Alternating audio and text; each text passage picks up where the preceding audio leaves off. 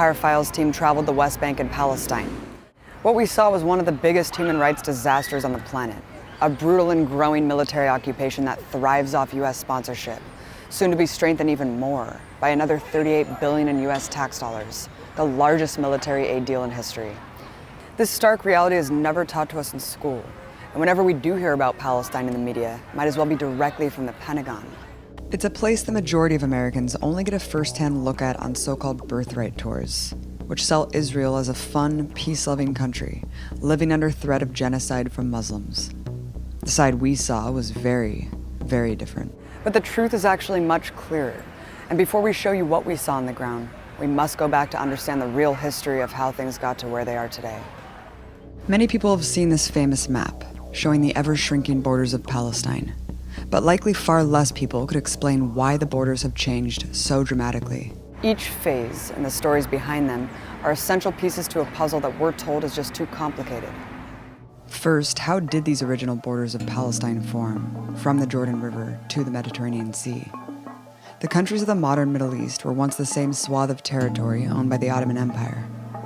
Of the nearly 500,000 people living in Ottoman Palestine, 75% were Muslim, 20% Christian, and 5% Jewish. Nearly 100% were Arab. Its cities, especially Jerusalem, were buzzing hives of Arab art and culture, a destination for intellectuals across the Middle East. Before Palestine had borders, it was a recognizable nation, its cultural identities distinct, with deep roots in the land. But plans for that land were being made elsewhere in the world. In the late 1800s, it was being eyed to be colonized. In the United States, Europe, and Russia, anti-Semitism was a dangerous and growing force. Mob killings of Jewish people were a regular occurrence. In this climate of terror began what is known as Zionism, or the belief in an exclusively Jewish state to be established somewhere in the world. From its founding through the first half of the 20th century, the Zionists remained an extremely small minority among Jewish people. The ideology was rejected by both religious and secular Jewish people, who agreed that anti-Semitism was a great danger, but that they should organize to defeat it in their home countries, rather than by mass exodus to another people's land. Many argue that exporting entire Jewish populations from Europe was in essence acquiescing to the demands of anti-Semites. But Zionism, however marginalized, became a fervent political movement, led by its proclaimed father, Theodor Herzl, an Austrian atheist. While first considering Argentina and Uganda as a homeland, the Zionist movement claimed rights to what it called Greater Israel, which includes all of Palestine and part of today's Lebanon, Jordan, Syria, Iraq, and Egypt. Their right to this land was based on the ancient biblical kingdoms of the Old Testament, which disappeared 600 years before the birth of Jesus. Herzl's job became jet-setting around the world, lobbying those in power he thought would be sympathetic to his project. The Zionists, more than anything, needed money to fund settlements, and ultimately a decree from the world's colonial powers. Herzl wrote to the Grand Duke of Baden, "If it is God's will that we return to our historic fatherland, we should like to do so as representatives of Western civilization and bring cleanliness, order, and well-established customs to this plague-ridden, blighted corner of the Orient." The early Zionists promised to make Palestine a vanguard against barbarism, aka an extension of Western military power, and build highways of the civilized peoples, aka trade for European millionaires. The center of the campaign for the creation of Israel was the slogan, "A land without a people, for a people without a land." The assertion that there were no people in Palestine prior to Zionist settlements became the keystone of their policies, but they were always very well aware of the people there. In the words of another leading Zionist, Israel Zangwill, Palestine is not so much occupied by the Arabs as overrun by them. From its inception, political Zionism was not only a plan for colonization and expansion, but one of expulsion of the land's indigenous inhabitants. Much of historic Palestine was semi-feudal, with farmers living and working on land owned by wealthy individuals who lived far away in fancy cities of Syria and Jordan. Zionist settlers began purchasing this land in 1882. Many evicted its indigenous people to build the first settlements.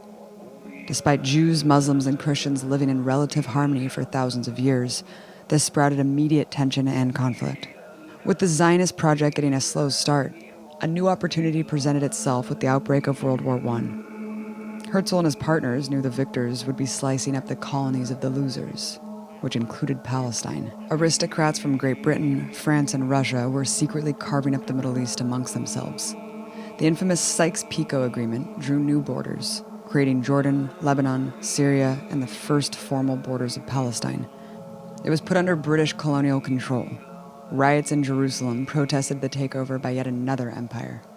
With Ottoman Palestine becoming British Mandate Palestine, the Zionist movement had won a major step. With the flick of a wrist, a small group of British lords issued the Balfour Declaration, pledging to help achieve this objective. The British made it much easier for well-funded settlement projects to take more Palestinian land, dispossessing even more people.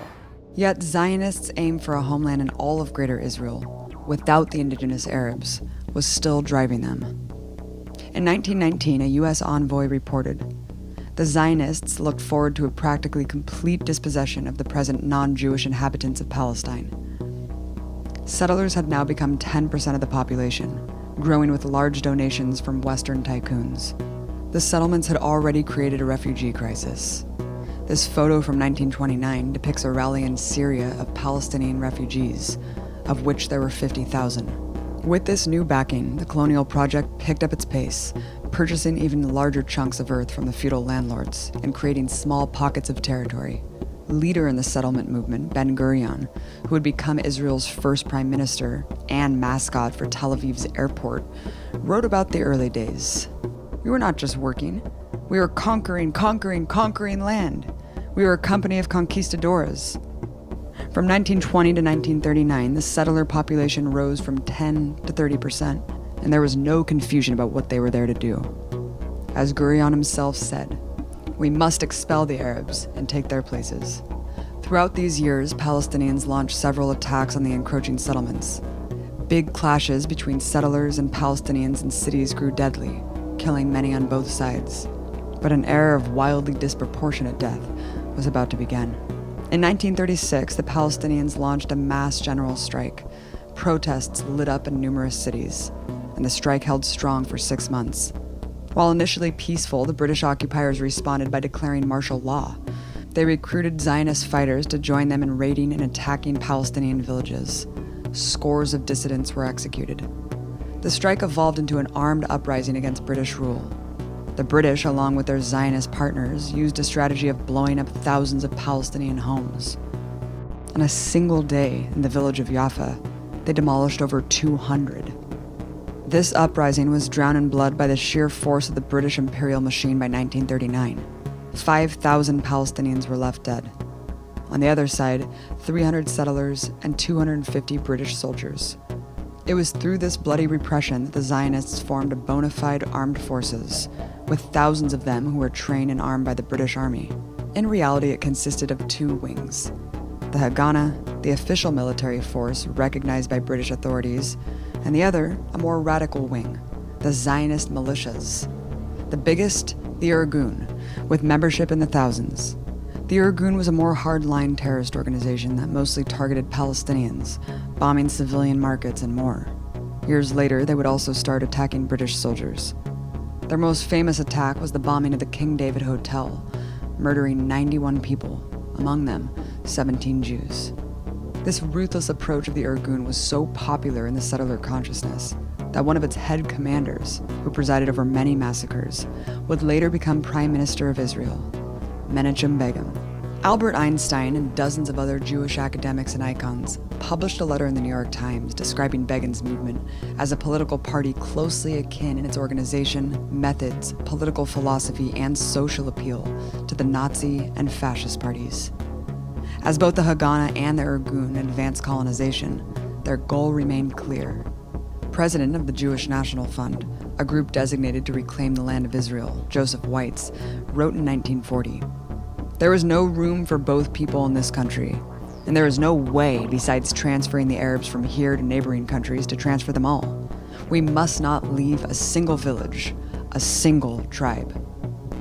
The unprecedented genocide by the Nazi cancer killed at least 6 million Jewish people.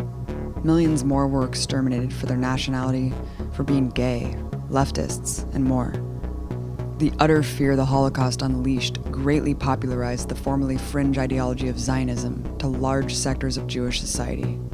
Finally, in 1947, the 70-year-long lobbying campaign to be granted a formal state came to fruition. The British Crown turned its colony of Palestine over to the United Nations, which cut it into pieces, changing this phase of Palestine's map, speckled with small dots of settler territory, into this, the Jewish state of Israel, which was created on top of another country, gifted with 55% of its land. Palestine was cut into 3 separate parts, and the capital of Jerusalem, the center of Palestinian life, became a UN-controlled international zone. But there was a big problem for the Zionists. Their new state was still 40% Arab. This was an unacceptable notion for Ben-Gurion and other Israeli leaders, who stated, "There can be no stable and strong Jewish state so long as it has a Jewish majority of only 60%. The audacious act of plopping a European settler state on top of an Arab country while excluding the native population from the discussion and decision sparked outrage throughout the Arab world. Resistance to it escalated into a full-blown war in 1948. Months after the war began, the Haganah and Irgun launched a joint campaign to address another problem, called Plan Dalet. Plan Dalet targeted the most passive, peaceful communities so that all Palestinians would flee. The series of terrorist attacks and mass expulsions that followed is known as the Nakba, or the catastrophe. The infant year of the State of Israel was one of widespread, vicious massacres. Deir Yassin, a village with no reported resistance, was stormed by settler militia. They bombed homes, committed mass rape of women before executing them, and other atrocities. One child survivor tells the harrowing account of his entire family being lined up and shot, including his mother, as she breastfed her newborn baby. 200 people were murdered. According to a Red Cross official who visited the site days later, here, the cleaning up had been done with machine guns, then hand grenades. It had been finished off with knives. Just 12 days later, Jewish forces bombed and raided the heavily populated city of Haifa, while sadistically broadcasting horror recordings over loudspeakers of Arab women wailing, and messages like, "Flee for your lives. The Jews are using poison gas and nuclear weapons." In Abu Shusha, Israeli forces attacked and occupied the village. The Palestinians that stayed in their homes were punished with rape and hacked to death with axes. Fleeing villagers were shot on sight. 60 people were officially killed, but years later, 52 more bodies were found in a mass grave.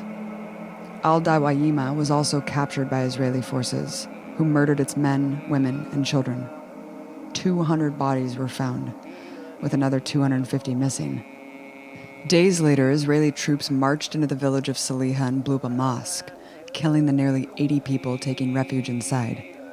After the remaining villagers were ordered into the square, Israeli troops unleashed a rain of bullets upon them from machine guns mounted on armored vehicles, murdering another 70 people. One of the few survivors from the brutal attack recounts the bodies being left to rot for days before they were bulldozed into a mosque and blown up. Those who tried to resist in any way were collectively punished. One of the bloodiest of the massacres during the 1948 war was in the town of Lydia, where soldiers indiscriminately killed nearly every civilian in sight after gunshots were allegedly fired from a nearby mosque. State forces threw grenades into windows and shot those escaping their burning homes. According to Israeli military sources, 250 people were killed in just 30 minutes. This terror campaign largely accomplished what it set out to do. In each of these villages, and in hundreds more, the Arab population left in its entirety. Eyewitness British General John Bagot Glubb doesn't hide the colonial savagery. It would be an exaggeration to claim that great numbers were massacred, but just enough were killed, or roughly handled, to make sure that all the civilian population took flight. Senior Israeli officer Yosef Namani wrote that in some villages, Palestinians greeted them with white flags and food. After seeing them executed, he said, "Where did they come by such a measure of cruelty? Like Nazis?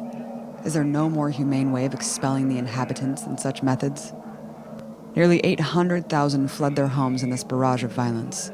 More than half of the Arab population in all of Palestine, and 80% of the Palestinians within the new Israel. They were forced into other countries and packed in refugee camps. A shocking 500 Palestinian towns and villages were ethnically cleansed and razed to the ground.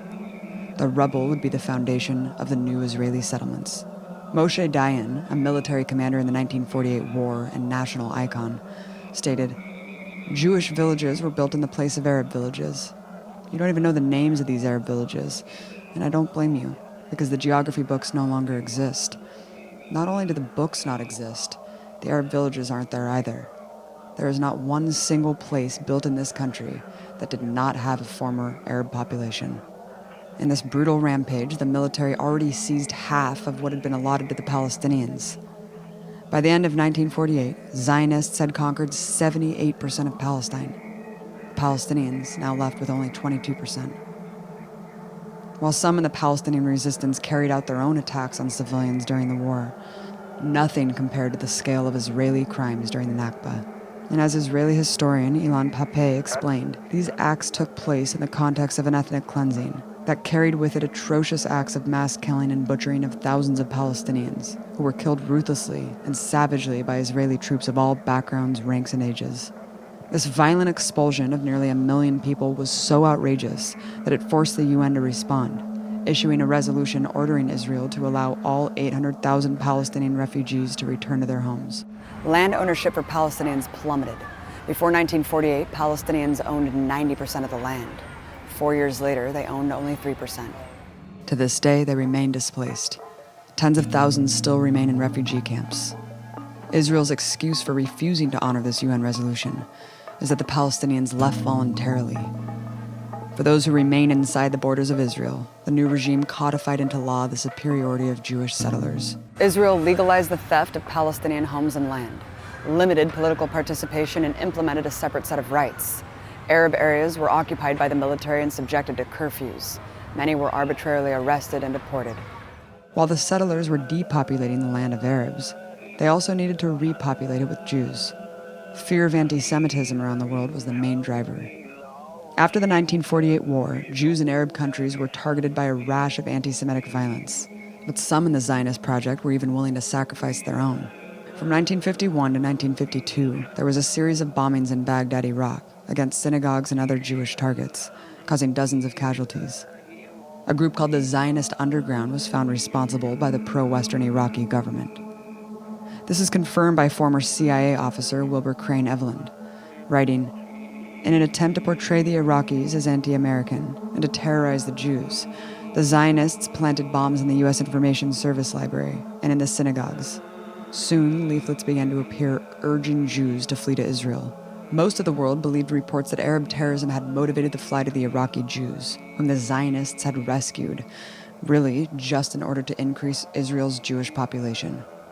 In 1954, a similar operation was carried out by the Israeli government itself, this time for regional ambitions in Egypt. They orchestrated a number of bombings on U.S. and British civilian targets, planning to blame Arabs and communists. Throughout the 1950s, Israeli military power had grown quite formidable, armed primarily by France. It dutifully used these weapons to aid French and British imperialism, including the invasion of Egypt to try to topple pan-Arab president Gamal Nasser in 1956. But as Israel ran away in defeat, like a petulant child, it demolished any building it could along the way.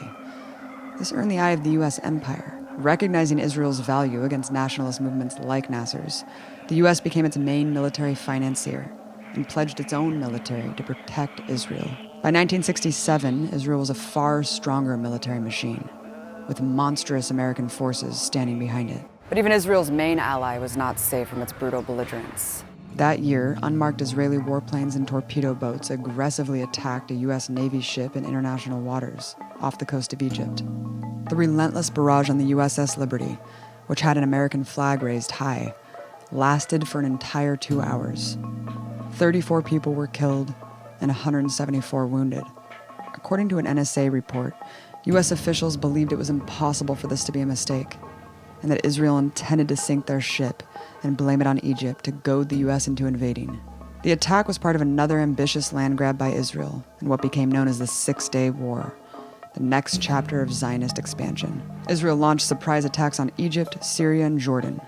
It invaded all of Palestine's remaining 22% of land. The official rationale for this major act of aggression was one of preemption, that the Jewish population in Israel was on the verge of being killed en masse by the Arab countries surrounding them. Many Israeli officials acknowledged that it was just propaganda, including top military commander during the war, General Mattiyahu Peled, who was quoted in Haaretz admitting the thesis that the danger of genocide was hanging over us in June 1967 and that Israel was fighting for its physical existence is only a bluff. The colonial superpower charged at lightning speed, showering the land with napalm. In less than a week, close to 40,000 Arabs were killed, many of them civilians in crowded cities that were firebombed and overrun by Israeli tanks. By contrast, under 800 Israeli soldiers were killed, along with 20 civilians. At the end of those 6 days, a new map emerged, closer to the greater Israel that the Zionists had always dreamed about. They conquered the Sinai Peninsula of Egypt, the Golan Heights of Syria, and the rest of Palestine. Another 300,000 Palestinians were made refugees during that short time. Many of them had already been made refugees once before, during the Nakba. While they had to ultimately return the Sinai to Egypt, the territory that Israel seized in this war remains under their control today. The map shows the existence of Palestinian territory. All of it is still subject to Israeli military occupation and law. Hundreds more legal settlements have also chewed holes in the map, reducing actual Palestinian landmass to almost nothing. While the occupation that continues today is presented as simply security measures to protect the Israeli state from terrorism, it is the same expansion and conquest that's marked the last century. In the face of unimaginable brutality all of these years, the Palestinian people have carried out their most powerful tool of resistance, continuing to exist, keeping their roots firmly planted in the land, where every possible weapon is used to expel them. And they've shown that heroic